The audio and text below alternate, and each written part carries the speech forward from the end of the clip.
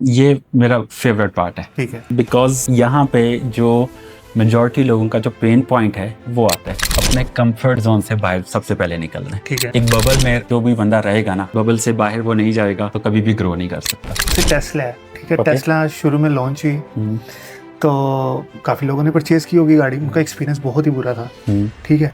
Now it's one of the best company into the world. अच्छा, मेरी जो audience है ना वो ऑलमोस्ट अल्हम्दुलिल्लाह टेक्निकल है, दे नो कि एनालिस्ट एक्चुअली करता क्या है। लेकिन मैं जानना चाहूँगा एक्सपीरियंस के ऊपर कि कस्टमर को आप ऑब्जर्व कैसे करते हो, ठीक है। कस्टमर बिहेवियर क्या होता है, कस्टमर का जर्नी क्या होता है, उसको आप कैसे मजीद बेहतर करते हो। मोबाइल टेक्नोलॉजी में जब 2G 3G 4G 5G आया, जब 4G था जब और 5G आ रहा था तो अक्सर लोगों को लग रहा था इसकी क्या ज़रूरत है 5G की, इसकी तो ज़रूरत नहीं है, 4G पे आपका सब कुछ चलता है। और अभी भी अक्सर लोगों को यही लगता है। फिर 5G में क्या चीज़ डिफरेंस आई। Assalamu alaikum warahmatullahi wabarakatuh. Welcome back to another episode. Today I'm joined by Hassan Imran, a business analyst and the customer experience professional with experience at Salam, STC and the Huawei. We will discuss customer journey, business analytics, telecom experience, AI and the skill professional need to build a strong career in Saudi Arabia. Thank you so much coming to my podcast. You're welcome and thank you so much for having me here. Hasan, actually मैं जानना चाहता हूँ आपका current क्या role है और कहाँ पे आप काम कर रहे हैं और आपकी मेन रिस्पॉन्सिबिलिटीज़ क्या है उस कंपनी के अंदर। ओके, मैं आपको बड़ा हाई लेवल पे पहले बताता हूँ कि started my professional in from network technology पे और टेक्नोलॉजी साइड, उसके बाद डाटा साइड पे शिफ्ट हो गई। ओके। सो डाटा साइड पे जब मैं शिफ्ट हुआ it was around 2014। So in Pakistan we were the pioneers. जब किसी ने बिग डाटा का नाम भी नहीं सुना था, तो हमारी वो फर्स्ट टीम थी। सो बिग डाटा के बाद डाटा पे काम करते करते इवेंचुअली 2018 में मुझे चांस मिला सऊदी में आने का। सो सऊदी में I started my career in Huawei and before that I was also in Huawei. Okay. So वहाँ यहाँ पे आने के बाद फिर वो एक डाटा डोमेन में नेटवर्क या टेक्नोलॉजी पे काम करने के बाद एक कमर्शियल का भी एक टच फ्लेवर आ गया। कमर्शियल में फिर हम not only on the normal KPIs, हमने KQIs, KBOs, इन सब के डिटेल में हम जाएंगे इवेंचुअली।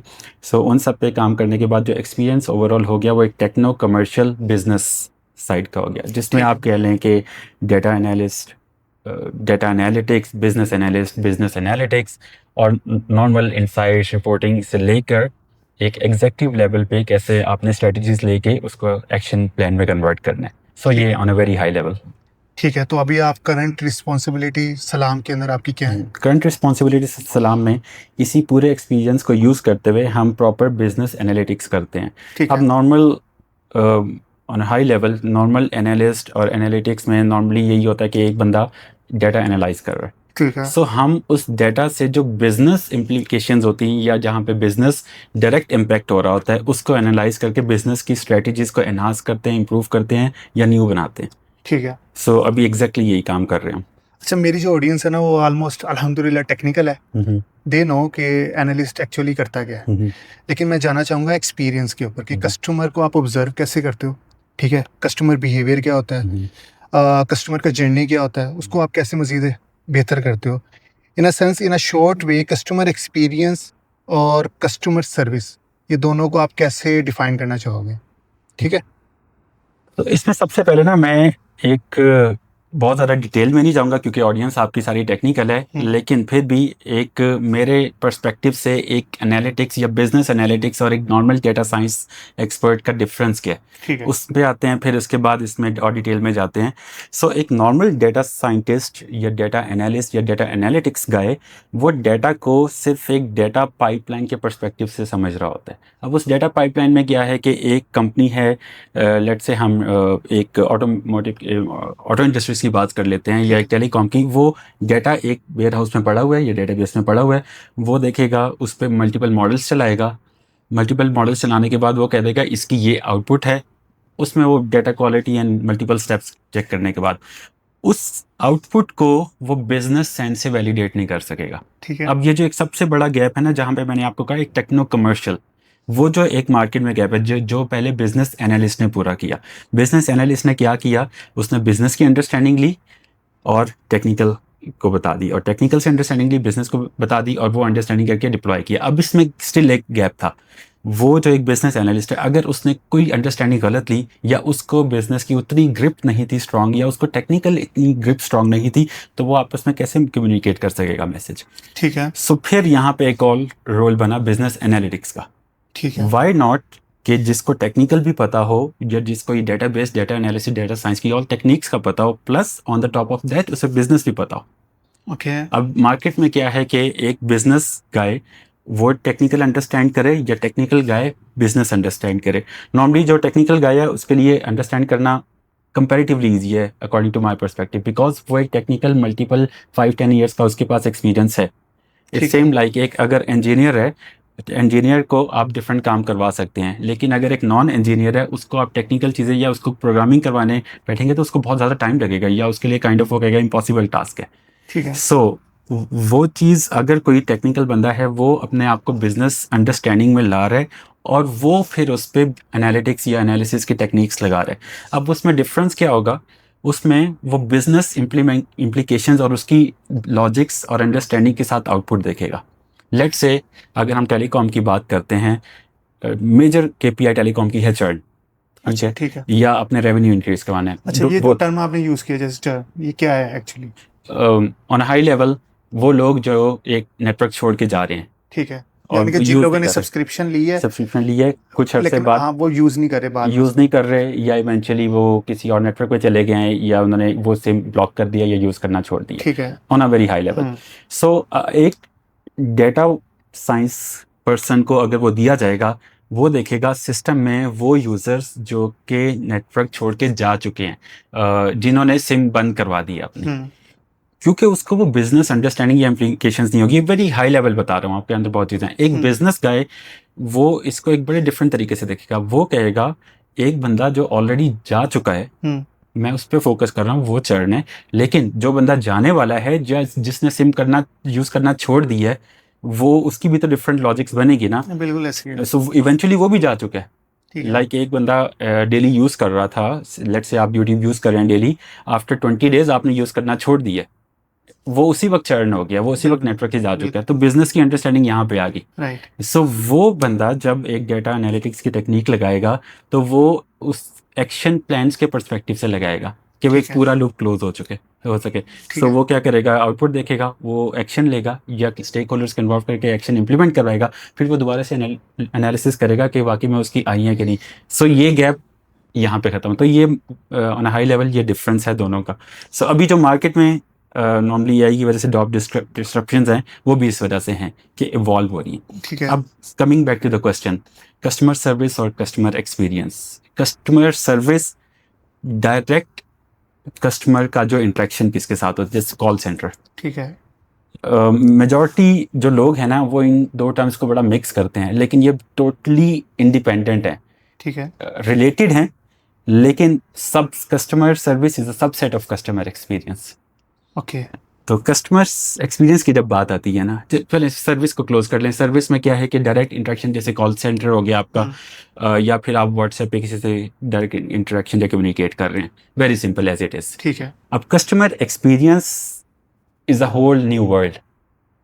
उसमें क्या है, नॉर्मली लोग कंपनीज में कस्टमर एक्सपीरियंस समझते हैं कि कस्टमर स्टोर में गया है, या उसने कॉल पे या किसी भी चैनल पे, सोशल मीडिया चैनल पे कंप्लेंट किया है, कोई किया, तो उसको जो रिस्पांस मिल रहा है वो कस्टमर एक्सपीरियंस है। This is just I can say less than 1% of customer experience. ठीक है। कस्टमर एक्सपीरियंस तब शुरू हो जाता है जब आप एयरपोर्ट से लैंड करते हैं और आप वहाँ पे बिलबोर्ड देखते हैं किसी चीज़ का। ठीक है। यानी कि वही मार्केटिंग का आ गया कि मैं जो मुझे चीज नजर आ रही है वही मैं खरीदूंगा। यस, लेकिन वो फर्स्ट स्टेप है। ठीक है, यानी कि वो अवेयरनेस के लिए। अवेयरनेस, और उस चीज़ को हम टेक्निकली TOM कहते हैं, टॉप ऑफ माइंड, कि आपने जो देखा उससे आप अवेल कर रहे हैं, उससे आप कन्वर्ट हो रहे हैं।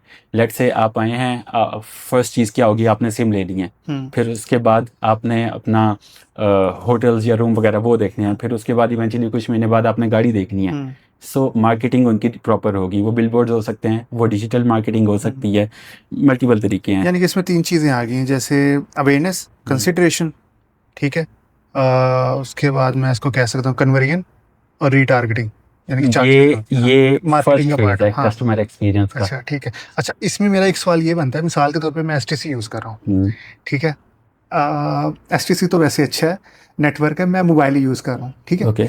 और सम हाउ मुझे ना मैं छोड़ गया वो, ठीक है, प्लेटफॉर्म, यानी कि मैंने वो सिम कह रहे हैं आप डिमोलिश कर दिया, Okay. अब मैंने एसटीसी की परचेज कर ली है, ठीक है। अब आप मुझे एज अ सलाम या जिस कंपनी में भी आप काम कर रहे हैं, आप मुझे कैसे कन्विंस करेंगे कि यार आप दोबारा आ जाएं सलाम पे या मोबाइल ही पे? देखिए हम एज अ टेलीकॉम ऑपरेटर जब बंदा वहाँ एक कस्टमर छोड़ जाता है या चर्न कर जाता है उसको दोबारा से कांटेक्ट करना इज इलीगल, तो वो नहीं होता। ठीक है। सो अब उसमें क्या है कि हर टेलीकॉम कंपनी ना सेगमेंटेशन करती है, कस्टमर को रीड करती है कि उसकी कौन से सेगमेंट्स हैं। एसटीसी के डिफरेंट सेगमेंट है, सलाम के डिफरेंट है, मोबाइल के डिफरेंट है, उनके जो अर्निंग रेशो है वो डिफरेंट है। ठीक है। सो मल्टीपल डायमेंशंस हैं और फैक्टर हैं जिससे वो ना सेगमेंटेशन करते हैं। अब एसटीसी की पोस्ट पेड की जो यूज़र बेस होगी वो मोस्ट प्रोबेबली थोड़े से रिच कस्टमर्स होंगे क्योंकि वो कंपैरेटिवली एक्सपेंसिव है। बिल्कुल। सो ठीक है, उनको ज़रूरत ही नहीं है कि वो एक इस सर्टेन इनकम से लोअर वाले को टारगेट करें। ठीक है। तो ऑब्वियसली वो लेबर कैंप्स में जाके नहीं प्रमोशन करेंगे। Right. So it's all about कि अगर किसी नए यूज़र को कैप्चर करना है कि आपकी यूज़र बेस कौन सी है, उस जगह डेडिकेटेड मार्केटिंग करें। डिजिटल मीडिया बहुत हेल्प करता है। अब for example other than STC आप सलाम, लिबारा, फ्रेंडी, वर्जिन इनकी बात करते हैं, सो इसके आपको मल्टीपल जगहों पे छोटे छोटे बूथ्स मिलेंगे, लेबर्स कैंप के बाहर मिलेंगे या फिर आपको डिफरेंट छोटे छोटे शॉप्स में या होलसेल सेंटर में मिल जाएंगे क्योंकि वो एसटीसी की बेस नहीं है, वो बाकी ऑपरेटर्स की बेस है। तो टारगेट मार्केटिंग आप कह लें। ठीक है। अच्छा एक्चुअली मैं क्या कर रहा हूँ, मेरे पास याकूत है, यानी कि सब्सिडरी है मेरा ख्याल है जैन की, ठीक है। मुझे उसके पैकेज अच्छे मिलते हैं एनुअली, ठीक है, और मैं पैकेज यानी कि इंटरनेट पैकेज मैं याकूत से परचेज करता हूँ, लेकिन मुझे यानी कि लैकिंग आती है, जैसे मुझे ओटीपी बहुत लेट आ रहा है इस तरह करके, ठीक है, उसके लिए ओटीपी यानी कि जितनी भी मेरी यानी कि जहाँ पे मैंने अपना मोबाइल नंबर देना है, लाइक बैंकिंग सेक्टर और मे बी अदर, ठीक है, जहाँ पे मुझे लगता है कि यार ये मेरा बहुत इंपॉर्टेंट है, वहाँ पे मैं अपना एसटीसी यूज़ करता हूँ, क्योंकि मुझे पता है यहाँ पे ना कोई लैकिंग पॉइंट नहीं हो सकता किसी भी लिहाज से, लेकिन इट्स एक्सपेंसिव फॉर मी, ठीक है, कि यार ये बहुत एक्सपेंसिव पैकेजेस हैं, इससे बेहतर मैंने अगर इंटरनेट लेना तो मैं याकूत से ले लूँ। अच्छा अब इसमें दो चीज़ें हैं। पहली चीज़ मैंने आपसे ये पूछनी है कि आप एज अ बिजनेस एनालिस्ट जो न्यू कस्टमर आएगा उस पर ज़्यादा फोकस करेंगे या आप जो एग्जिस्टिंग कस्टमर है उसको रिटेन करेंगे? अच्छा इसमें ना स्ट्रेटजीज डिफरेंट होती हैं डिफरेंट लोगों की, लेकिन एज अ नॉर्मल बिजनेस एनालिटिस्ट अगर मैं ये कहूँ आपसे कि मेरा फोकस एक साइड पे ज़्यादा एक साइड पे फोकस नहीं है, ऐसा नहीं है। ठीक है। क्योंकि जो नए कस्टमर आ रहे हैं वही इवेंचुअली आगे जाके आपको रेवेन्यू जनरेट करेंगे। ठीक है। क्योंकि बैक एंड पे क्या हो रहता है, वंस आप एक आपने रिटेल स्टोर या एक नॉर्मल शॉप पे जाके आपने सिम परचेज की है, सो नॉर्मली एक कमीशनिंग स्कीम होती है जो कि उनको मिल रही होती है। ठीक है। सो आप जो 1 या 2 मंथ में अगर उसे यूज़ कर रहे हैं तो उससे इवेंचुअली ऑपरेटर को फ़ायदा नहीं होता। ऑपरेटर को फ़ायदा तब होता है जब आप एक्चुअल बेस का पार्ट बनते हैं, ये आप 3-4 मंथ स्टे करते हैं, तो उससे पहले आप ऑपरेटर को फ़ायदा नहीं पहुंचा रहे होते, एज अ नॉर्मल कस्टमर नहीं पहुंचा रहा होता कोई भी। ठीक है। सो इसीलिए वो बड़ा क्रूशियल है कि उस एक्चुअल जो एक्टिवेशन न्यू सेल्स हो रही है उसको एक्चुअल बेस का पार्ट बनाना। ओके। उस अदर साइड एक नॉर्मल कस्टमर है, अगर वो बेस में है ही नहीं, नए यूजर्स आते रहेंगे तो वो इवेंचुअली लॉस ही है क्योंकि हमें प्रॉफिट ही बाद में शुरू हो रहा है। राइट। सो हम ये नहीं कह सकते कि एक साइड का ज़्यादा वेट है या दूसरी साइड का टोटली इक्वल है। सो दोनों को हमने बैलेंस रखना है। और यही सबसे बड़ा कंपनीज का चैलेंज होता है कि आपकी स्ट्रेटेजी के आप सेल्स ओरिएंटेड हैं या बेस ओरिएंटेड कंपनी है। ठीक है। सो अगर वो बैलेंस है तो वो बहुत अच्छा चलेगा, लेकिन अगर आपका एक भी साइड ज़्यादा है, अगर आप बेस ओरिएंटेड ज़्यादा है, बेस ओरिएंटेड आप सेल ओरिएंटेड के बगैर नहीं बन सकते। अगर आप खाली सेल ओरिएंटेड हैं तो आपकी बेस ग्रो नहीं करेगी। तो आप मतलब कि आप लोगों की कंपनी के अंदर काफ़ी कोऑर्डिनेशन रहती है चीज़ों के लिहाज से कि यार आज हम कैंपेन रन करने वाले हैं, let's say new year cell है, क्योंकि लोगों ने डेफिनेटली एकदम आपके पास ट्रैफिक आनी है, वेबसाइट पे आए चाहे ऐप के अंदर आए, तो आप उसको कैसे मैनेज करोगे, है ना? इसका आंसर ना मैं थोड़े डिफरेंट तरीके से आपको देता हूँ कि हम कस्टमर एक्सपीरियंस की बात कर रहे थे। दुनिया की कोई भी इंडस्ट्री कस्टमर एक्सपीरियंस को ना जनरली 3 मेन लेवल्स पे डिवाइड करती है। ठीक है। पहले होता है आपका एंगेजिंग, फिर होता है यूज़ किस तरह से कर रहे हैं, फिर होता है एवेल्युएट किस तरह से हो रहा है। ठीक है, दुनिया की हर एक ऑर्गेनाइजेशन और दुनिया की हर एक इंडस्ट्री ठीक है। इस इन 3 पिलर्स पे है। हम एंगेजिंग ठीक पे है। नहीं जाएंगे क्योंकि एंगेजमेंट समझ गए हम, ठीक है। उसके यस, बाद आपने क्या क्या evaluate, engage, use and use. Evaluate. इसकी यूज पे भी मेरा ख्याल हम डिस्कशन नहीं करते क्योंकि वो ऐप डेवलपर पे छोड़ते हैं या क्यूए टेस्टर है जो। यहाँ पे ना थोड़ा सा डिफरेंस है अंडरस्टैंडिंग का। अब अच्छा, यूज़ में क्या है, अब हम टेलीकॉम की हमने बात कर ली है, हम एक स्टोर पे चले जाते हैं, ठीक है, आइकिया टाइप स्टोर पे चले जाते हैं, ठीक उनकी है, एग्जांपल लेते ठीक हैं है, कि उसमें ये किस तरह से इम्पेक्ट करेगा ठीक आपकी है, चीज़ें। आइकिया ने एक कस्टमर को पहले अट्रैक्ट करना है, उसने मार्केटिंग की, सब कुछ किया, डिजिटल मार्केटिंग, ट्रेडिशनल मार्केटिंग। एक कस्टमर आ गया स्टोर पे, लेट से फिजिकल उसने विजिट किया। अब फिजिकल विजिट करने के बाद आइकिया में अगर आप गए हैं तो आपने देखा होगा कि आपकी एक एंट्री है और एक एग्जिट है, पूरा स्टोर आपको मूव करना पड़ता है एंड टू एंड। बिल्कुल, ठीक है। ये अब कस्टमर का एक्सपीरियंस यहाँ से यूजिंग कब शुरू हो जाता है ठीक कि है, कस्टमर जो जो आइटम सेलेक्ट कर रहा है। अब आपको बहुत माइनर सी एक दो चीज़ें केपीआईज बताऊं, उसकी तो आपको आइडिया हो जाएगा कि लेट्स से कस्टमर को कितनी देर लगी है गाड़ी पार्क करने के लिए, आफ्टर कार पार्किंग उसको अपने फर्स्ट एंट्री पॉइंट पे जाने के लिए कितना टाइम लगे, आफ्टर दैट उसने जो फर्स्ट चीज़ परचेज करनी थी उस पर जाने तक कितना टाइम लगा है, और उसको अगर वो सिर्फ एक चीज़ लेने की है उसको एंड टू एंड कितना टाइम लगा है, या विद टाइम की मैंने मेजर्स बताए हैं। ठीक है, फिर उसके बाद नंबर ऑफ कस्टमर्स कितने आ रहे हैं, क्या आप वहाँ अगर बहुत बड़ा आइकिया है क्या वहाँ पे खाने पीने की कुछ फैसिलिटीज़ हैं इन द सेंटर, बीच में किसी को प्यास लग जाती है क्या होगा। तो ये सारी यूजिंग की बीच में जर्नी आ जाती है ठीक है। आपकी। सो मतलब it's not like app development. अगर कोई डिजिटल बाय कर रहा है तो उसकी जो बाय करने की जो जर्नी है वो यूजिंग के अंदर डिजिटल जर्नी आ जाएगी। क्या आप भी उसका पार्ट होते हैं, यानी कि कितने क्लिक्स हो रहे हैं, यूजर का एक्सपीरियंस कैसा है? अगर मैं आपको अपनी जॉब का बताऊं, टेलीकॉम का, अगर मैं end to end customer journey कर रहा हूं तो यस, आपकी जो एंगेजिंग है वो आपकी फिजिकल सिम भी ले सकते हैं, आप ऐप के थ्रू भी ले सकते हैं। तो अच्छा, ऐप के थ्रू जो केपीआईज होंगी वो भी उसका पार्ट होंगी, जो फिजिकल होगी तो फिजिकल रिटेल स्टोर वगैरह उसका तो पार्ट आप होंगे। यानी कि विजिट करते हैं पर्सनली रिटेल हम स्टोर? डेटा से देखते हैं, एनालाइज करते हैं। अच्छा, डाटा से एनालिसिस। यस, सारा का डाटा हमारे पास आ रहा है। इनफैक्ट कुछ कंपनीज ने तो अभी ये किया हुआ है कि रिटेल स्टोर पे उनके जो सिक्योरिटी कैमराज हैं उनसे फेशियल एक्सप्रेशन से कस्टमर का सर्वे ले रहे हैं, वो कस्टमर ठीक है, कितना हैप्पी है ठीक या है, सैड है। मतलब एआई इस तरह से भी यूज़ हो रही है अभी। ठीक है। अच्छा, ये तीसरा पार्ट आपने क्या बताया? पहला एंगेजमेंट हो गया, दूसरा यूज, यूजिंग, तीसरा एवेल्युएटिंग। वैल्यूएट। अब एवेल्युएटिंग आपका है कि आप सेटिस्फाइड हैं, हम्म, आप दोबारा से रिकरिंग कस्टमर हैं उस जगह के, या आप बैड सर्वे देंगे या आप लीव कर जाएंगे। ठीक है, सो आपके ये anything related to retention, recurring customer, या आपका पर्सनल सर्वे जो गुड है बैड है, वो सारा यहाँ पे एवेल्युएशन में आ जाता है। सो उससे रिलेटेड जितनी केपीआईज, अगर मैं आपको एक दो वेरी हाई लेवल बताऊं, अगर आप ऐप पे यूज़ कर रहे हैं, एंड पे आपको ऐप यूज़ में ग्लिच आ रहे हैं, एक तो होता है ना सर्वे 1 to 5 रेटिंग करते हैं, यानी कि टेक्निकल इश्यूज आ रहे हैं। टेक्निकल इशू आ गए हैं, आपका कस्टमर सेटिस्फेक्शन स्कोर बहुत बुरा आ रहा है, हो सकता है आपने चीज़ें ऐड कर ली हैं, पेमेंट में मसला आ रहा है, हो सकता है आप सेकंड आइटम ऐड कर रहे हैं वो ना हो रही हो, पेज डिले आ रहा हो बहुत ज़्यादा, इंटरनेट के इश्यूज हो सकते लेटेंसी हैं। हो गए, यस, ये डिजिटल। नॉन डिजिटल में आपके पास ट्रेडिशनल, अगर आप फिजिकली किसी स्टोर पे विजिट कर रहे हैं, सो क्या आपका ऐसा एक्सपीरियंस है? आइकिया की हमने एग्जांपल ली थी, एट द एंड वहाँ पे एक पूरा का पूरा रेस्टोरेंट बना हुआ है, तो वहाँ जब पे आप और उन्होंने उसकी लोकेशन पे बनाया, जब आप पूरा स्टोर विजिट कर लेते हैं परचेज करने से पहले, तो आप वहाँ आराम से बैठें, आप खाएं पिएं, आप फिर नीचे जाके पेमेंट करें और चले जाएं। ठीक है, तो वो मतलब आइकिया में की मैं क्यों एग्जांपल ले रहा हूँ, क्योंकि वो एक one of the best standard पे है कि वहाँ पे जो उनका कॉन्सेप्ट है और जिस तरह से उन्होंने शोकेस किया हुआ है चीज़ों को, प्लस और जिस तरह से वो चीज़ें ऑर्गेनाइज करते हैं और उनका मैप लेआउट, ऐसा आपको कम स्टोर्स में मिलता है। ठीक है। अच्छा, मैं एक क्वेश्चन पूछना चाहता हूँ। जैसे टेस्ला है, ठीक है, Okay. टेस्ला शुरू में लॉन्च हुई तो काफ़ी लोगों ने परचेज की होगी गाड़ी, उनका एक्सपीरियंस बहुत ही बुरा था, ठीक है। Now it's one of the best company into the world, यानी कि ये यू नो, आप टेस्ला को ले लें या आप दुनिया की कोई भी फेमस कंपनी को ले लें, चाइनीज कंपनी को ले लें, लाइक आइकिया को ले लेते हैं। शुरू में आइकिया को कोई पसंद नहीं करता था यार, कौन मतलब कि फर्नीचर परचेज कर ले ऑनलाइन आके यहाँ पे, मतलब कि सैम्पल कर रहे हो। इस चीज़ को मैं कहूँगा कि एक ह्यूमन साइकोलॉजी या ह्यूमन बिहेवियर है कि हम कभी भी किसी चीज़ को जल्दी अडॉप्ट नहीं करते बिल्कुल, और उससे जल्दी कंफर्टेबल नहीं होते।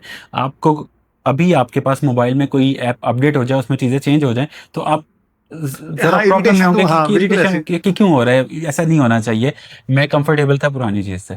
सो ये एक ह्यूमन साइकोलॉजी है। इसकी परफेक्ट एग्जांपल है चाइनीज़ कार की। ठीक है। आफ्टर 1 और 2 years ये चाइनीज़ नेम खत्म हो जाएगा, चाइनीज़ कार का नेम खत्म हो जाएगा, क्योंकि उन्होंने इतनी एडवांस टेक्नोलॉजीज बना दी हैं। अब हम कहते हैं कि ये चाइनीज़ ग्रेड की क्वालिटी है, वैसा नहीं होगा, ये इस ब्रांड के नाम से जाना जाएगा। बिल्कुल सही कह रहे हैं। समटाइम आई डोंट केयर कि यार ये चाइनीज़ गाड़ी है या नहीं है, बाय द नेम और ब्रांडिंग मुझे महसूस हो रहा होता है, या जो उसके अंदर फंक्शनैलिटी मुझे लगता है ये जर्मन कार है, या मे बी यूरोपियन किसी। बेसिकली अब वो मिनिमम स्टैंडर्ड ही इतना बेहतर हो हाँ। गया है कि इट डजंट मैटर नाउ। और जैसे जेटोर है, जेटोर yes, wallahi really one of the nice. best finest BYD, Jetor, Haval, like these are one of the best Chinese car, in fact one of the best in the world. अच्छा, फिर भी trust issue रहता है कि यार मैंने Chinese नहीं लेनी, मे बी मैं कोरियन ले लूं या जापानीज ले लूं, बट इट्स इसका एक फनी सी एक बात बताता हूँ। लेट्स से आपने आईफोन ले लिया है, क्या वो नेक्स्ट डे खराब नहीं हो सकता? हो सकता है। मतलब मेरा एक बहुत क्लोज दोस्त है, उसका एक ग्लिच था। उसका ग्लिच ये था कि उसके ना कॉन्टेक्ट लिस्ट उड़ जाती थी। अच्छा। उसने एप्पल सपोर्ट को किया, सब कुछ किया, वो इशू रिजॉल्व नहीं हुआ उसका जब तक नई अपडेट नहीं आई फ़ोन की। ठीक है। हाँ, मेरे साथ भी एक मरतबा हुआ, लैपटॉप मैंने अपडेट पे लगाया तो ऑन ही नहीं हुआ। तो मतलब तो वो मैं जब आप तक स्टोर पे नहीं गया तो तब तक वो एक टेक्निकल ऐसे। चीज़ है, फिजिकल डिवाइस है, प्रॉब्लम हर किसी के साथ आ सकते हैं। अच्छा, जैसे आप एज अ बिजनेस एनालिस्ट अगर काम कर रहे हैं ना, अगर मैं पाकिस्तान के अंदर या सऊदी अरेबिया के अंदर एज अ डेटा एनालिस्ट काम कर रहा हूँ, तो मुझे किस तरह के स्टेप्स लेने पड़ेंगे कि मैं एज अ बिजनेस एनालिस्ट सोचूं, या एज अ बिजनेस एनालिस्ट अपनी कंपनी के अंदर कोई ग्रैब कर लूं जॉब, या कोई पोजीशन देख लूं, क्योंकि उसमें मुझे लगता है कि मुझे ज़्यादा इंटरेस्ट ज़्यादा पैदा हो रहा है। एज अ डाटा एनालिस्ट मैं भी सोचता हूँ बिजनेस पर्सपेक्टिव कि हाँ भैया किधर से कौन सा डाटा आ रहा है, अच्छा ये कस्टमर का डाटा, ये फाइनेंस का डाटा, ठीक है, इसको कैसे से मैंने इंटीग्रेट करना है, फिर मैंने इसको किस तरह से विजुलाइज करना है, ठीक है। लेकिन एज अ बिजनेस पर्सपेक्टिव कौन से स्टेप्स में ले सकता हूँ? ये मेरा फेवरेट पार्ट है, ठीक है। बिकॉज यहाँ पे जो मेजॉरिटी लोगों का जो पेन पॉइंट है वो आता है, अपने कंफर्ट जोन से बाहर सबसे पहले निकलना है। ठीक है। एक बबल में जो भी बंदा रहेगा ना, उस बबल से बाहर वो नहीं जाएगा तो कभी भी ग्रो नहीं कर सकता। ठीक है। अब यही एग्जांपल लें कि एक डाटा एनालिस्ट अगर वो सिर्फ और सिर्फ डाटा पे सोच रहे हैं, वो डाटा को जिस तरीके से भी एनालाइज कर लेना, उससे बिजनेस ग्रो नहीं हो सकेगा, क्योंकि उसे पता ही नहीं होगा कि वो बिजनेस किस तरह ग्रो करना है। अब आपका क्वेश्चन कि बिजनेस वाली साइड पे आना कैसे है, क्या स्टेप लेने हैं। पहला स्टेप, जो चीज़ चल रही है, जो इंडस्ट्री में काम कर रहे हैं, उस इंडस्ट्री को पहले समझें, उस कंपनी को पहले ना समझें, उस इंडस्ट्री को समझें। End to end start from the basic theoretical knowledge. ठीक है। Like when I graduated from the university, जब मैं टेलीकॉम इंडस्ट्री में आया, सो मुझे वो दोबारा बुक्स पढ़नी पड़ी कि ये टेलीकॉम एंड स्विचिंग नेटवर्क्स होते क्या, ठीक है, दोबारा से अंडरस्टैंडिंग के लिए। उस कंपनी तो सेकंड पे आती है, लेकिन आपको उस इंडस्ट्री का तो पता हो कि इंडस्ट्री में क्या चल रहा है, आपको स्टैंडर्ड्स का पता हो। वो थ्योरेटिकल नॉलेज बहुत इंपॉर्टेंट है। अक्सर लोग आजकल थ्योरेटिकल नॉलेज से जगह डायरेक्ट प्रैक्टिकल पे आते हैं। Practical is nothing without theoretical, theoretical is nothing without practical. So दोनों साइड बाय साइड चलने चाहिए। सो थ्योरेटिकल से स्टार्ट करें, और उस जो आप प्रैक्टिकली कर सकते हैं वो करें। अक्सर लोगों की कंप्लेंट होती है यहाँ पे कि हमारे पास इतनी स्पेस नहीं है, हमारे पास इतना टाइम नहीं है, या हमारे मैनेजर्स, हमारे बॉसेस दूसरे काम पे बिजी किया हुआ है हमें इतना ज़्यादा, तो हम वो नहीं कर सकते। इसका सिंपल सा आंसर है कि आप अपनी मर्ज़ी से खाना खाते हैं, क्या आप अपनी मर्ज़ी से पानी पीते हैं, अपनी मर्ज़ी से वीकेंड पे आउटिंग करते हैं। अगर आप ये काम कर सकते हैं तो आप इन चीज़ों के लिए भी टाइम निकाल सकते हैं। और अगर आप कोई नई चीज़ सीख रहे हैं, ये नई चीज़ बना रहे हैं, नॉर्मली क्या होता है कि एक ऑटोमेशन के लिए अक्सर होता है कि ऑटोमेशन के लिए टाइम लगता है काफ़ी ज़्यादा। लेकिन परफेक्ट एग्जांपल इसकी ये है कि अगर आपने 3-4 डेज़ या 3-4 वीक्स लगा के एक चीज़ काम कर ली है, तो आप डेली के कितने नंबर ऑफ आवर सेव कर रहे हैं। ठीक है। सो सीखना है। अच्छा, इसमें एक और चीज़ क्या है कि आपने ना मार्केट में जो रिसर्च हो रही है, मार्केट को भी अंडरस्टैंड करना है किस तरह से। लेट्स से अभी एआई का दौर है, ठीक है, आप एक चीज़ पे काम कर रहे हैं, आप प्रोग्रामिंग वेबसाइट डेवलपमेंट पे काम कर रहे हैं। आप वेबसाइट डेवलपमेंट वही HTML, वेब स्क्रैपिंग और वो बेसिक चीज़ों पे हैंड्स ऑन लगे रहेंगे, सो लाइक आफ्टर 1 ईयर क्या होगा, आप ऑलरेडी ऑब्सोलीट हो चुके होंगे। अच्छा, इस पे मैं एक चीज़ ऐड करना चाहूँगा। मेरी जो प्रीवियस कंपनी थी ना, तो हम ज़्यादा ना स्क्रैपिंग करते थे। उस वक्त एआई इतनी ज़्यादा इवॉल्व नहीं थी। तो मैं समझता था यार इतना टाइम ज़ाया होता है, मतलब कि हम कितनी वेबसाइट्स पे हमने स्क्रैपर्स लगाए हुए हैं, वो बोर्ड जाके स्क्रैप करके डाटा लेके आ रहे हैं। फिर हमने ये भी श्योरिटी रखनी है कि यार डाटा करेक्ट वे के अंदर आया, अरेबिक वाला अरेबिक वाले कॉलम में, इंग्लिश वाला इंग्लिश के अंदर, और जो वाकई ही वैल्यूएबल है उसी को यूटिलाइज किया जाए।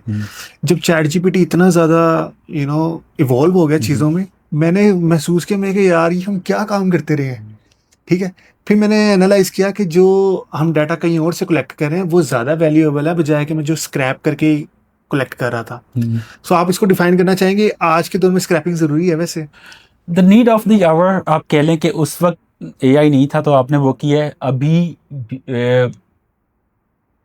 ज़रूरी हर दौर में होगा ये। अच्छा। ऐसा नहीं होगा, क्योंकि as a normal person majority लोग इस आजकल जीपीटी क्लाउड वगैरह को किस तरह यूज़ कर रहे हैं, alternate of the Google, majority ये यूज़ कर रहे हैं ना। ऐसे सो इसी को एक स्टेप आगे ले जाएं, ज़्यादा आगे नहीं ले जाएं। एक नॉर्मल बंदा अगर किसी एक इंडस्ट्री में बैठा है कॉर्पोरेट में, तो उसने अगर मार्केट से कुछ रिसर्च करना है तो वो नॉर्मली क्या करता है, सर्च करेगा, तो उसी का एक छोटा सा बॉट बना दे, मल्टीपल वेबसाइट दे, उससे रियल टाइम डाटा उठाए और आपको सर्च करके दे दे, वो हेल्यूसिनेट ना करे, दूसरों पे ना जाए। तो वेब स्क्रैपिंग यहाँ पे आ गई। एक्चुअली ना ये चीज़ें चैट जीपीटी भी मुझे दे देता है ना, जब मैं यानी कि सर्च कर रहा हूँ ना, वो दिखा रहा होता है। वो आपको उन वेबसाइट से भी डाटा ला के देगा जो ऑथेंटिक नहीं है, वहाँ पे हेल्यूसिनेट करना शुरू कर देगा वो। मैंने एक वेबसाइट बनाई है, कुछ डाल दिया डाटा, तो वहाँ से भी ले आएगा। तो आपने उसे फिक्स करना है कि ये बाउंड्री है तुम्हारी, इसके बियॉन्ड नहीं जाना है, क्योंकि one of the problem with AI is like hallucinate करना शुरू हो जाता है वो, उसे आपने रोकना है। लेकिन आप again web scrapping eventually evolve हो रही है, रुक नहीं सकती। ठीक है। अच्छा, जो आप अभी डिस्कशन कर रहे थे जैसे ऑटोमेशन, एआई इवॉल्वमेंट, इसको हम कैसे बेहतर कर सकते हैं? आप यूज़ कर रहे होगे ना इसमें एज अ बिजनेस? जो बंदा यूज़ नहीं कर रहा, वेरी नियर फ्यूचर वो ऑब्सोलीट हो जाएगा। और जब हम कहते हैं कि मार्केट में डिस्ट्रप्शन आ रही है जॉब्स की, सो वो लोग ज़्यादा फ्रंट पे होंगे। ओके। यूज़ किस तरह करना है, थाउजेंड्स ऑफ वेज। अब automation depends on the type of automation. Okay. कोई हम एक बिजनेस केस पकड़ लेते हैं, टेलीकॉम से स्टार्ट करते हैं, अगर आपके माइंड में कोई और हो तो उस पर भी आ जाएंगे। ठीक है। ठीक है, एज अ डेली ऑपरेशंस आपको बता रहा हूँ, हम ये नहीं कह रहा मैं आपको कि हम उससे एक ऐसा मॉडल बना लेंगे जिससे बहुत ज़्यादा रेवेन्यू इम्पैक्ट होगा। उस मॉडल की बात करते हैं जो आपके डेली आपके टाइम यूटिलाइज होगा, जिससे डेली नंबर ऑफ आवर्स आपके बचेंगे। ठीक है। लेट्स से मैंने डेली जाना है, मैं डेली क्या काम करता हूँ, मैं डेली ईमेल्स देखता हूँ सुबह कितनी आई हुई हैं, और उस ईमेल के बाद उसको एनालाइज करता हूँ और मैं बनाता हूँ डेली का प्लान कि क्या करना है। लाइक फर्स्ट 15-30 मिनट्स से ही बनते हैं। उसके बाद इवेंचुअली क्या होता है कि मुझे इन रिपोर्ट्स पे काम करना है, ये डाटा एनालाइज करना है, ये स्टेक होल्डर्स है, ये मीटिंग्स हैं, ये सब कुछ करना है। अब एक चीज़ है मेरा जिस पे मेरा डेली 15 to 20 मिनट्स लग रहे हैं स्टार्ट में एनालाइज, मुझे प्लान बनाने के लिए। ठीक है, एक स्कूल ऑफ थॉट ये है कि मैंने क्या किया, एनालाइज किया, 15 मिनट्स लग रहा है ना, डजेंट मैटर, 15 मिनट्स डेली क्या हर्ट कर रहे हैं किसी को? नहीं वैसे, हाँ, लेकिन अब वो देखें 15 multiply by 22 working days of a month, वो कितना टाइम बच जाता है। सो वो अगर मैं 2 दिन लगा के ऐसा बॉट बना लूँगा जो सारी ईमेल्स करके मुझे एक पूरा प्लान बना दे, और वो प्लान ऑप्टिमाइज होगा और बेहतर होगा, क्योंकि वो पूरी हिस्ट्री भी देख रहा होगा, साथ साथ उस चीज़ों की ट्रैक कर रहा होगा। ठीक है। लाइक मैंने ट्रैकर भी बनाए हुए हैं, ईमेल्स भी सारी आ रही हैं, और उनको मुझे जब मैन्युअली हर एक ईमेल की हिस्ट्री देखनी पड़ेगी तो ऑब्वियसली मेरा टाइम और ज़्यादा यूज़ होगा। So why not to build a model, AI model, जो कि ये एनालाइज कर दे, और एवरी डे जब मैं आऊँ, मैं सिस्टम पे बैठूँ, मैं लैपटॉप ऑन करूँ, उसे चला दूँ, कॉफ़ी लेके आऊँ डेस्क पे, मेरे पास वो पूरा प्लान बनाऊँ। तो आप कौन सा प्लेटफॉर्म यूज़ करते हो फॉर द ईमेल? इस काम के लिए तो बेहतर क्लाउड। नहीं, जैसे मैं अगर गूगल यूज़ कर रहा हूँ, ठीक है, तो गूगल की वर्क स्पेस अगर मैं यूज़ कर रहा हूँ तो उसमें वो गेमिनी होता है ना, तो गेमिनी सारा एनालाइज कर रहा होता है। अब जेमिनी पे भी हो जाएगा सब कुछ, लेकिन क्लाउड पे अब आपका ना प्लगइन्स आ गए हैं डिफरेंट, कि आप कंट्रोल कर सकते हैं वेबसाइट के अंदर क्या हो रहा है। तो आप अगर वेब बेस पे जा रहे हैं, आउटलुक पे जा रहे हैं, तो वो सब कुछ क्लाउड आपका basically window to window everything आप अब क्लाउड पे कर सकते हैं। उसमें एक कॉन्फिडेंशियलिटी का इशू आता है। ठीक है। तो उसमें मैं कहता हूँ क्लाउड पे ना, अगर आप डाटा अपलोड नहीं कर सकते तो क्लाउड पे आप उससे प्रोडक्ट बनाएं, उस पर डाटा अपलोड ना करें फिर। ठीक है। तो आप इस तरह का टूल बना लें जो ये काम कर सकता हो। लाइक आरपीए लोग मैन्युअली बना रहे हैं, तो आरपीए आप वन टाइम एक टूल बना सकते हैं। यानी कि इन सेंस आप बिल्कुल ठीक कह रहे हैं, मतलब कि मुझे एनालाइज करना चाहिए खुद को कि यार मैं खुद भी, ऑब्वियसली अगर मैं प्रोग्रामर नहीं भी हूं ना तो मैं खुद भी प्रोडक्ट बना सकता हूँ। एग्जैक्टली। बट जितनी ये इवॉल्व हो रही है ना इस वक्त, हमें ये ढूंढना है कि प्रॉब्लम क्या है, उसका सोल्यूशन फिर बंदा निकाल ही लेता है। अच्छा, ये बड़ी इंटरेस्टिंग सी बात है कि अगर आप प्रॉब्लम देखेंगे ना क्या है, आप डेली रूटीन में आपको जो क्वेश्चन आ रहा है दैट्स अ प्रॉब्लम, राइट। तो उसका आप सोल्यूशन अगर कर सकते हैं वो करें। और for the non technical audience, हम नॉर्मली ऐसा नहीं है ये टेक्निकल लोग ही कर सकते हैं। Claude GPT, any type of GPT, Gemini या चैट जीपीटी, इनके अगर आप क्वेश्चंस वगैरह कर रहे हैं तो उनसे वैसे क्वेश्चंस करें जिस तरह आप अपने बॉस से करते हैं या सीनियर से करते हैं, वो आपको उसी लैंग्वेज में आंसर देगा। राइट। अच्छा, आपका जो पास्ट एक्सपीरियंस रहा है ना वो वेल नोन कंपनीज के साथ ही रहा है, ठीक है। जैसे आपने हवावे से स्टार्ट किया तो बाद में आपको अपॉर्चुनिटीज भी अच्छी मिली, यानी कि आप फास्ट से पढ़े हैं, ठीक है। उसका फायदा होता है वैसे फास्ट से पढ़ने का? यूनिवर्सिटी का फ़ायदा इस तरह से होता है कि आपको ना एक कॉन्फिडेंस मिल जाता है मार्केट के। अगर आप किसी वेल नोन यूनिवर्सिटी से पढ़े हो तो जो आपके एलुमनाई सीनियर्स होते हैं वो दुनिया में हर कहीं बैठे होते हैं, तो एक वो सेल्फ कॉन्फिडेंस मिल जाता है। ठीक है। मेजर ये है। उसके अलावा जब first day of the university होता है ना, तो एक बंदा जिसने एफएससी या ए लेवल किया हो उसको इतना पता चलता है कि यूनिवर्सिटी और कॉलेज लेवल में डिफरेंस क्या होता है। तो जितनी अच्छी यूनिवर्सिटी होगी ना, जहाँ बंदा जीरो से स्टार्ट करना होगा वो 50% से स्टार्ट करेगा, वो ऑलरेडी एक स्टेप आगे होगा। ठीक है। एजुकेशन में भी, नॉलेज में भी, एक्सपोजर में भी, और एक्सपोजर बहुत मैटर करता है। तो बच्चे क्या करेंगे जो फास्ट नहीं जा सकते? यस, उनके लिए अक्सर आपने ना मेरे वर्ड्स जो है ना वो छीन लिए हैं। एक नॉर्मल बच्चा जो कि यूनिवर्सिटी में है, उसका कंपटीशन ग्लोबल है। मैं हमेशा ये कहता हूँ, उसका कंपटीशन अपनी यूनिवर्सिटी या अपने बैचमेट या अपने उस कम्युनिटी के एरियाज में लोगों के साथ नहीं है, इंटरनेशनल कंपटीशन है आजकल के दौर में। ठीक है। सो जब यूनिवर्सिटी क्या है या कॉलेज स्कूल क्या है, वो एक प्लेटफॉर्म प्रोवाइड कर रहे हैं ना। अब एक बच्चा जो पढ़ना ही नहीं चाहता उसकी बात नहीं कर सकते, ठीक है। वो उसकी बात करते हैं जो पढ़ना चाहता है, लेकिन यूनिवर्सिटी उसे ड्रैग कर रही है और उसको उसके नॉलेज या उसकी कैपेबिलिटी को एनहांस नहीं कर सकता। वो यूनिवर्सिटी की कैप पे है। वो क्या करे, उसको थोड़ा सा एक्स्ट्रा बियॉन्ड जाना पड़ेगा और उसको ये देखना पड़ेगा कि दुनिया की जो बाकी यूनिवर्सिटीज़ हैं, हार्वर्ड, स्टैनफोर्ड वगैरह, ये लोग क्या कर रहे हैं। नॉट ओनली यूएस की, आप बाकी ऑक्सफोर्ड वगैरह भी, ये यूनिवर्सिटीज़ क्या कर रही हैं, ये किस चीज़ पे रिसर्च कर रही हैं। फॉर टेक्निकल पर्सन बड़ी मशहूर वेबसाइट है कैगल एआई के लिए, हगिंग फेस, जहाँ पे ये मॉडल्स और ये जहाँ पे डिस्कशंस, जहाँ पे डेटा सेट्स वगैरह पड़े होते हैं। अब वो जो कंप्लेन है ना कि मेरी यूनिवर्सिटी ने ये मुझे नहीं करवाया, सब ऑनलाइन अवेलेबल है और ये भी पता है कि कहाँ पढ़ी है। बिल्कुल। और आपने कंपैरिजन हमेशा यही करना है कि आप इंटरनेशनली कहाँ पे बैठे। सो अगर एबीसी यूनिवर्सिटी से वो किसी गांव के पास है या स्मॉल टाउन के पास है, इट डजेंट मैटर। यूनिवर्सिटी आपको एक छोटा बेसिक प्लेटफॉर्म हर यूनिवर्सिटी देती है। बुक्स अगर आपकी रिकग्नाइज एजीसी या पीसी से है यूनिवर्सिटी कोई भी पाकिस्तान की, सो वो एक बेसिक प्लेटफॉर्म तो दे रही है, बेसिक बुक्स तो हैं। अगर इस तरह का इश्यू हो गया कि वो बुक्स भी नहीं पढ़ाई जा रही, तो एटलीस्ट खुद रीडिंग तो कर सकते हैं ना। कोई एक टाइम आएगा, लाइक फ्यू मंथ्स और फ्यू ईयर्स, जब वो अंडरस्टैंडिंग डेवलप होना शुरू हो जाएगी। लेकिन consistency, the only thing is discipline and consistency, उसके अलावा नहीं हो सकता कुछ। अच्छा, एक्चुअली मैंने देखा है कि मैं ऑब्वियसली काफ़ी लोगों को फॉलो भी करता हूँ, तो जिनकी कंपनीज है जैसे डेप्सिंक है, ठीक है, उसके बाद सिस्टम लिमिटेड है, आप कॉन्टोर ले लें, ठीक है, ये जितनी भी बड़ी कंपनीज है ना आईटी से रिलेटेड, वो कहते हैं हम उठाते ही बच्चे फास्ट के हैं, लम्स के हैं, नस्ट के हैं, ठीक है, तो बाकी बच्चों को लेके क्या जगह बनेगी? वो बेचारे फिर इतनी स्ट्रगल करते हैं। यहाँ पे मैं आपकी बात 100% एग्री करूँगा कि मेजॉरिटी ऑफ बड़ी कंपनीज की ना 2-3 रिक्वायरमेंट्स होती हैं कि आपका जीपीए एट 3 से अबव होना चाहिए, या आप इन यूनिवर्सिटीज़ के हैं तो हम फिर आपको रखेंगे।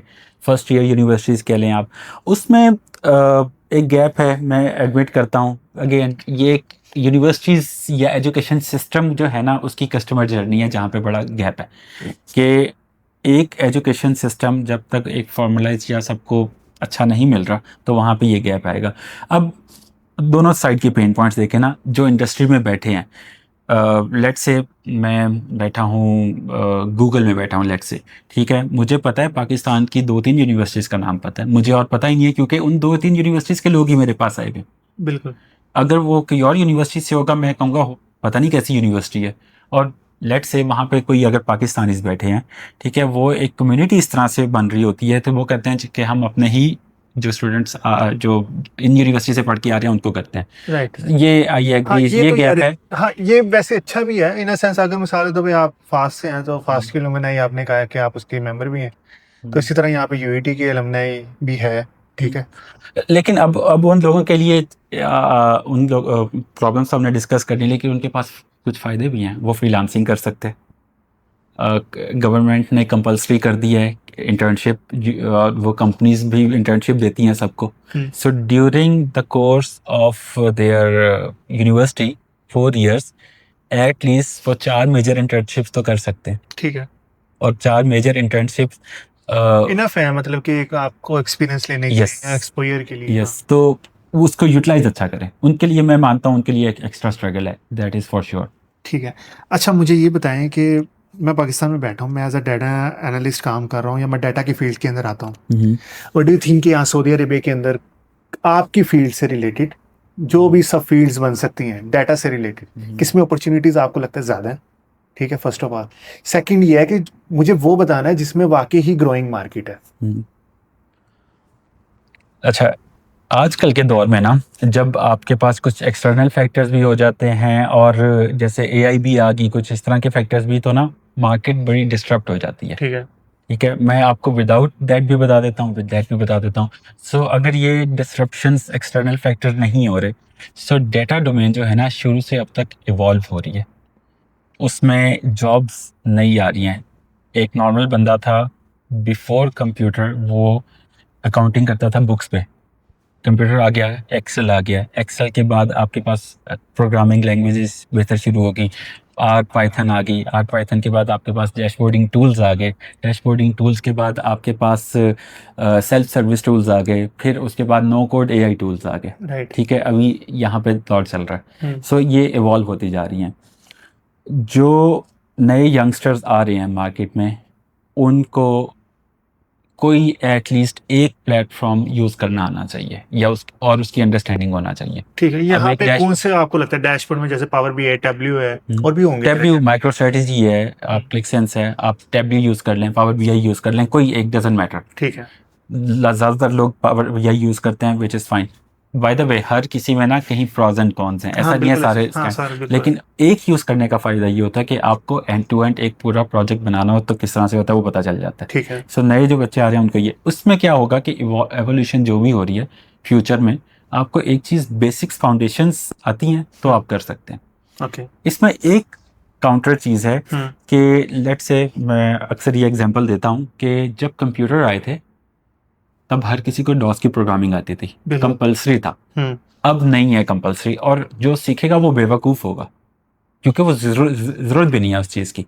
सो कुछ ऐसी चीज़ें ऐसे ऑब्सोलीट हो जाएंगी कि आपको फ्यूचर में सीखनी नहीं पड़ेंगी। एक ओल्ड स्कूल ऑफ थॉट है कि फाउंडेशन में हर चीज़ समझनी है, ऐसा नहीं है। कुछ चीज़ें वाकई में ऑब्सोलीट होंगी, इसलिए मैं कह रहा हूँ कि कॉन्सेप्ट्स आपके स्ट्रांग हो। ऐसा नहीं है कि आप इतने डीप इनसाइड चले जाएं वो चीज़ ऑब्सोलीट होने वाली है। अब बात करते हैं ये जो एक्सटर्नल फैक्टर्स आ रहे हैं, ठीक है, उसके साथ क्या करना चाहिए और किस करियर पाथ पे मूव होना चाहिए। ठीक है, अब एक्सटर्नल फैक्टर की वजह से ऐसे मार्केट डिस्टर्ब हुई है कि मार्केट में ना सैचुरेशन लग रहा आ गई है। जब भी कोई इस तरह के एक्सटर्नल फैक्टर इन्वॉल्व होते हैं ना और मार्केट में सैचुरेशन आती है, वो इंटरिम या टेम्परेरी पीरियड के लिए होती है। Eventually with the passage of time evolution आती है। वो आप कह लें कि पहले अगर 100,000 जॉब्स थी, वो हो सकता है कि हाफ हो जाएं या थोड़े टाइम के लिए, फिर लेकिन जब वो हाफ होने के बाद एक ऐसा टाइम आएगा जब पता चलेगा कि इससे और नई चीज़ें कितनी बन सकती हैं, नई एप्लीकेशंस बन सकती हैं। ठीक है। इसकी परफेक्ट एग्जांपल है मोबाइल टेक्नोलॉजी में, जब 2G 3G 4G 5G आया। जब 4G था जब और 5G आ रहा था तो अक्सर लोगों को लग रहा था इसकी क्या ज़रूरत है 5G की, इसकी तो ज़रूरत नहीं है, 4G पे आपका सब कुछ चलता है। और अभी भी अक्सर लोगों को यही लगता है। फिर 5G में क्या चीज़ डिफरेंस आई कि IoT डिवाइसेस आई जिनमें आपका डिले और एक्सपीरियंस बहुत बेहतर था, आपको इंस्टेंट रिप्लाई चाहिए था हर एक चीज़ का। सो वहाँ पे उसकी एप्लीकेशन फिर बाद में बनी। सो कभी मतलब मार्केट में जब डिस्क्रिप्शन आती है तो उसकी एप्लीकेशंस बनते हुए भी टाइम लगता है। फिर वो जब 5G एवॉल्व हो गया फिर उसकी एप्लीकेशन फिर दुनिया भर में आना शुरू होगी। इसी तरह क्लाउड सिस्टम जब आए, क्लाउड सिस्टम जब बन रहे थे तो मार्केट में एक सैचुरेशन आई, जॉब्स कम हुई, उसके बाद फिर एवोल्यूशन आई। अगर आप हिस्ट्री देखें वो इस तरह की है। अब उसमें यह है कि जॉब्स आगे क्रिएट ही ना हो, अगेन वो सारे एक्सटर्नल फैक्टर्स। अब जॉब आगे क्रिएट ना हो वो एक बिल्कुल ही ज़्यादा हम डिस्कशन में चले जाएंगे। फिर आपको ना एक अच्छा फाइनेंशियल प्लानर भी होना चाहिए। ऐसा नहीं है कि आपने पूरे पैसे हैं अपने बैंक में ही रखने हैं और उसका करना है। मतलब ऐसी प्लानिंग करनी है आपने कि आपके पास जो सेविंग कर रहे हैं या जो आप काम कर रहे हैं आपने बैलेंस रखना हर एक चीज़ को। कंजूसी से भी नहीं रहना और ऐसा भी नहीं करना कि आप बिल्कुल खाली हो जाएं। फॉर द यंगस्टर्स अब वो कैसे इस डोमेन में आए या क्या कर सकते हैं। अगर किसी ने सऊदी अरब आना है तो ऑब्वियसली अगर उसका एक्सपीरियंस कम है तो उसके लिए बहुत डिफ़िकल्ट चांस है कि वो आ सके, क्योंकि यहाँ के कुछ रूल्स एंड रेगुलेशन ऐसे हैं, वो एक एक्सपर्ट को बुला रहे होते हैं। अगर किसी ने आना भी है तो जितनी भी पाकिस्तान की थर्ड पार्टी कंपनीज़ हैं जो यहाँ पे ऐसा आउटसोर्स काम कर रही हैं, जो एज अ वेंडर काम कर रहे हैं, उनके थ्रू आ सकते हैं। जो एक्सपर्ट्स हैं, एक्सपर्ट्स के लिए मेजर प्लेटफॉर्म तो लिंक्डइन ही है, लेकिन जिस जो यूनिवर्सिटीज़ के जो एलुमनाई स्ट्रक्चर्स पूरे के पूरे बने हुए हैं और अक्सर लोग लिंक्डइन पे विदाउट एनी इंटरेक्शन या विदाउट एनी एक्वेंटेंस वो कांटेक्ट कर लेते हैं। राइट। मुझे वो बहुत पसंद है। वो शो करता है कि कितना कंफर्ट जोन से बाहर जा रहे हैं लोग। ठीक है। और ये शो करता है कि उनमें पैशन कितना है। सो ये चीज़ें स्टेप्स फिर करने पड़ेंगे। Plus on the top of this मैं नॉर्मली क्या करता हूँ, किसी ने मुझे कांटेक्ट किया मैं उसे कहता हूँ ठीक है मैं तुम्हें ना गाइडेंस प्रोवाइड कर दूंगा।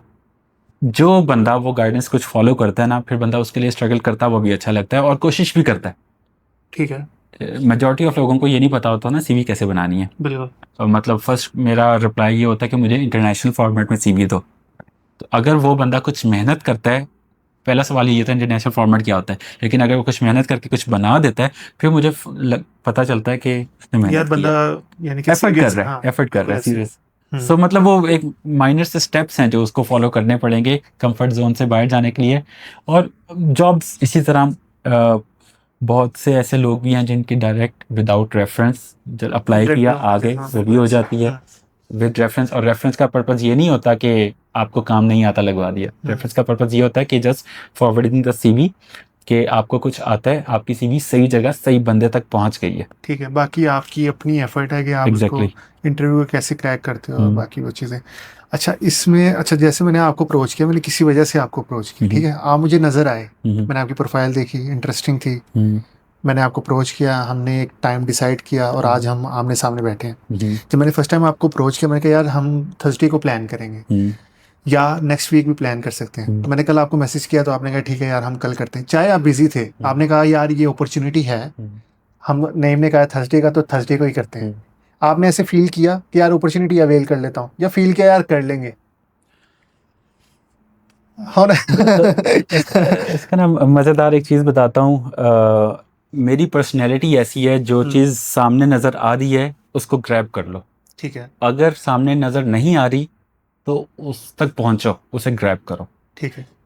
अगेन मतलब कुछ लोग ऐसे होते हैं ठीक है एक चीज़ आपको मिल रही है, सुकून से मिल रही है तो वो देखा जाएगा। मतलब इसी चीज़ को मैं जॉब में बड़े मज़ेदार तरीके से आपको बताता हूँ कि एक बंदा प्रमोट होगा, लेट्स से कंपनी है, अच्छी कंपनी में है, वो हर ईयर उसे सैलरी इंक्रीमेंट हो रही है, 3-4 साल बाद जो प्रमोशन मिल जाती है। एक वो बंदा है जो देखता है कि मुझे यहाँ पे 1 साल हो गया, 2 साल हो गया, मैं यहाँ सीलिंग पे चला गया और मैं ड्रैग हो रहा हूँ, मेरी यहाँ ग्रोथ नहीं है, मुझे चेंज करना है। वो कोशिश करेगा शिफ्ट करने की, और जो कोशिश करेगा उसे मिल भी जाएगी इवेंचुअली। ठीक है। अच्छा एज अ बिजनेस एनालिस्ट जो आपकी अभी करंट रोल है, आप नेक्स्ट रोल क्या सोचते हो? जैसे आपने अभी मास्टर किया है, ठीक है, MBA के अंदर, तो आपने कुछ सोच के किया है? देख इसमें 2 चीज़ें हैं। एक ये कि मैं क्या चाहता हूँ और मुझे क्या मिल सकता है। ठीक है। तो अपने प्रैक्टिकली फेयर भी होना है ना, जो वर्ल्ड में जिस तरह से सिचुएशन या जिस तरह करियर ग्रोथ हो रही है। Obviously consultancy is the best thing जो कि मैं चाहता हूँ। ठीक है। और कंसल्टेंसी का मतलब यही है कि आपके पास इतना एक्सपोजर हो या इतना आपके पास एक्सपीरियंस हो चीज़ों का, ऑब्वियसली मेरी इंडस्ट्री में।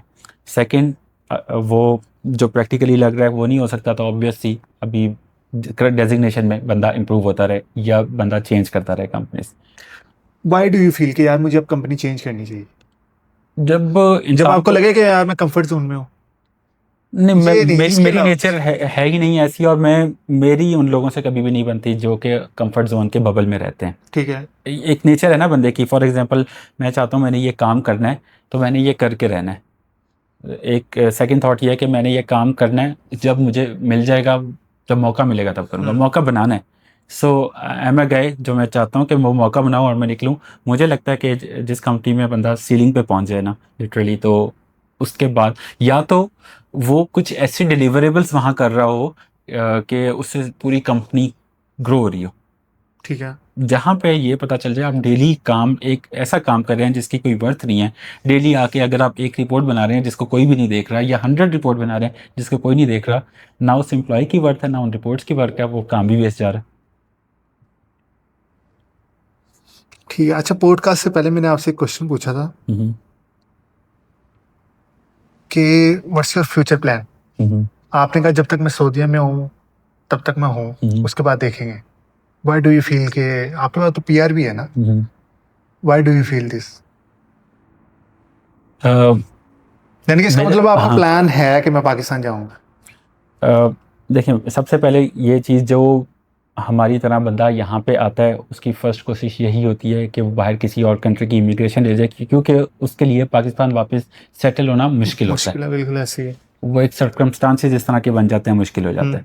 सो ये रियलाइजेशन मुझे बहुत पहले हो गई थी। ठीक है। सो इसलिए मैंने इमिग्रेशन नहीं ली। अब सऊदी में ही क्यों, मेरे ख्याल से वो बंदा जो यहाँ पे सेटल्ड नहीं है और अपने करियर के अर्ली लाइफ में है, उसको मूव करना चाहिए।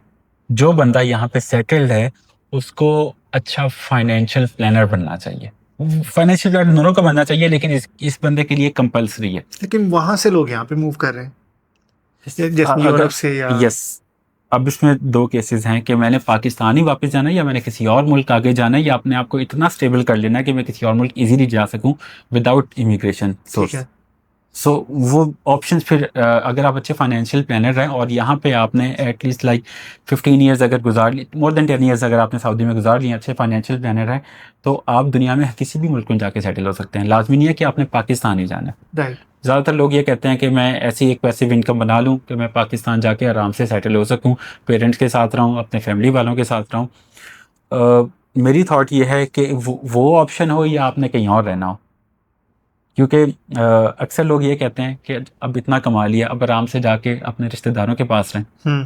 फिर मैं ना यहाँ पे ना हिस्ट्री एक दफ़ा सोचता हूँ, हिस्ट्री में भी लोगों ने हिजरत की है ना, तो हिजरत हरकत में बरकत है। सो जब आप एक जगह से दूसरी जगह जाते हैं तो आप कुछ ना कुछ एवोल्यूशन आती है, कुछ ना कुछ।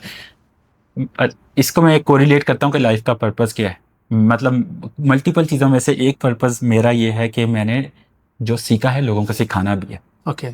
सो अगर जो मैंने सीख लिया मैं लेके आराम से बैठा रहा हूँ, मेरी लाइफ का कोई पर्पस नहीं है। Right. So that's the reason. मतलब अगर मैं पाकिस्तान भी जा रहा हूँ तो मैं वहाँ जाके भी कुछ ऐसा करूँगा कि जो अच्छा स्किल मेरे पास है वो लोगों को सिखाऊं, और जो लोगों के अच्छे पास स्किल्स हैं वो मैं खुद सीखूं।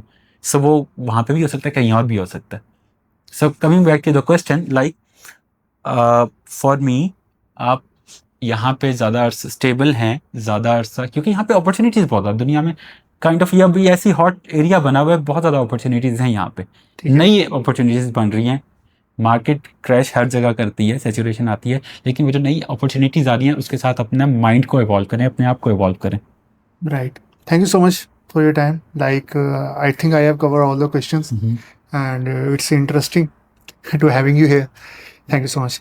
वेलकम, आपके बुलाने का भी बहुत शुक्रिया। बड़ा आई थिंक एक थॉटफुल और इंटरेस्टिंग सेशन रहा है। But it's depend, if we will get a lot of comments, definitely we will do another podcast. इंशाल्लाह। Thank you so much. Thank you so much.